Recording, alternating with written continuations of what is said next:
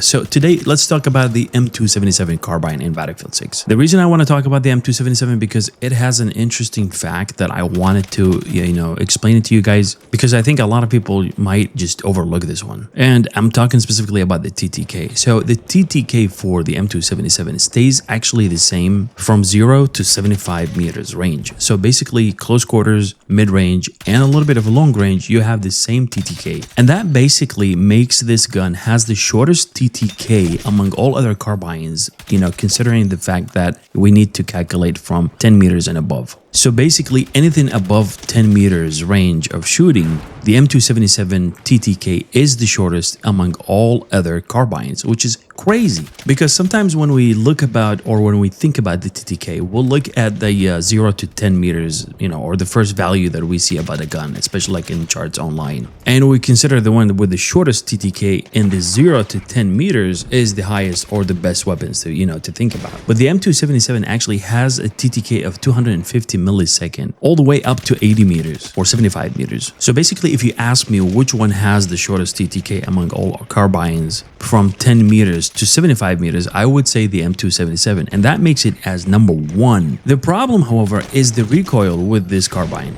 I'll tell you what, the horizontal recoil on the M277 is the most horrible recoil I've ever seen, to be honest with you. But we have different attachments that we can, try and do and you can use that actually tackle that recoil pretty good and makes it, kind of tolerable, you know what I mean? So if you look here, this is the recoil that I'm talking about, the horizontal recoil. I mean, it goes just straight to the right side. I mean, this is just crazy, and this is without any attachments. But if you add the 6H64 vertical grip, you get something like this, which is way better than what we saw without any attachments. And that horizontal recoil gets really, tackled. And this one here is the ripped stubby, which is basically, kind of convert that vertical or horizontal recoil into vertical recoil instead and have a little bit higher bloom than the 6H64, but it's a viable option to use, to be honest with you. And the last one we have over here is the full angle grip, which is basically it's an alternative to use instead of the 6H64 if you want to go for like shorter ranges or close quarter combat because you need that ADS instead of like a stationary. And here's another attempt to see that recoil with a 6H64, which is basically way better than almost all other attachments. But I mean, I would go for the full angled grip if I want to have that quick kind of play or like quick maneuvering, you know what I mean? Now, let me talk to you about the shots to kill for the M277. Basically, you will need 4 shots for body shots to kill and you need 3 headshots. However, if you use the hollow point, that headshot multiplier goes from 1.34 to 1.5. And that basically means if you get like 2 body shots and 1 headshot, you're probably going to drop the enemy. You know what I mean? And what's really nice about it, with hollow point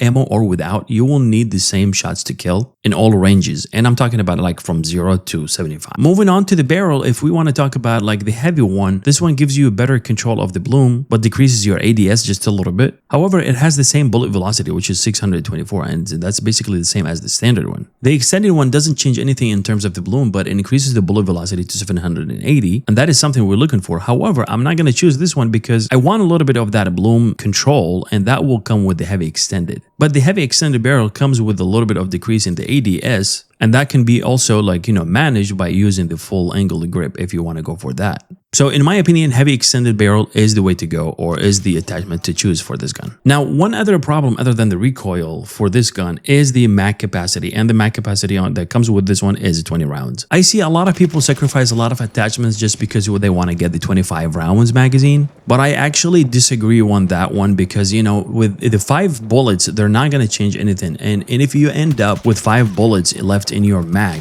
in any firefight, you're probably going to end up, reloading anyways. So I would keep it on the 20 rounds and, save those points for something else. And I wouldn't fall for that trap of the 25 rounds, to be honest with you. One other thing that I wanted to mention is I wouldn't go for a fast mag as well. I mean, fast mag compared to regular mag, the difference in the speed is actually barely noticeable. So again, I wouldn't waste any points on that as well. Now, if we want to talk about the suppressor, I actually would go for the long suppressor because the long suppressor and the lightning suppressor, not much of a difference between them. The only difference between these two suppressors is the weapon sway that comes with the long suppressor. But actually, this is another thing that is barely noticeable. So if you want to add something else in terms of the attachments, you want to save some points, I would go for the lung suppressor. Basically, they're both going to feel the same. If you end up going with the lung suppressor and with the build that I have for you, you will have extra points to add a mag catch, which basically increases the reload speed. I know this might sound crazy, but I found that mag catch actually gives you better recoil speed than using a fast mag. I didn't really test it in seconds, but that's what it felt for me, to be honest with you. So basically the loadout that I have for you is the lightened suppressor, the heavy extended barrel, the full angle grip, or if you want to switch it with the 6H64 vertical grip, if you were like more stationary and not that much of, maneuvering a lot, the 20 round mag, the hollow point ammunition, and lately I've been using the BF2M 2.5 optic, but it's up to you if you want to use the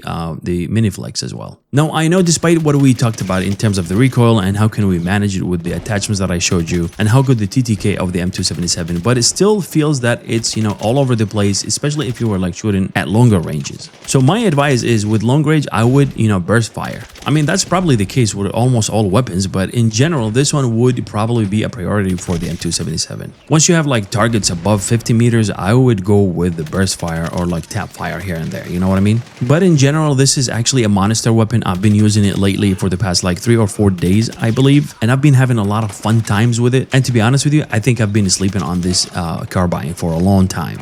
I actually was using the wrong loadout. So if your loadout doesn't look like this one, you might want to try this one and let me know what you think about it. And I hope this video was helpful for you guys. And I hope I was objective and straight to the point in my explanation. Drop a comment down below and let me know what do you think about the M277 and what do you think about the loadout that I showed you. Don't forget to hit like and subscribe to support our junior channel. And until the next one, cheers and have a good day.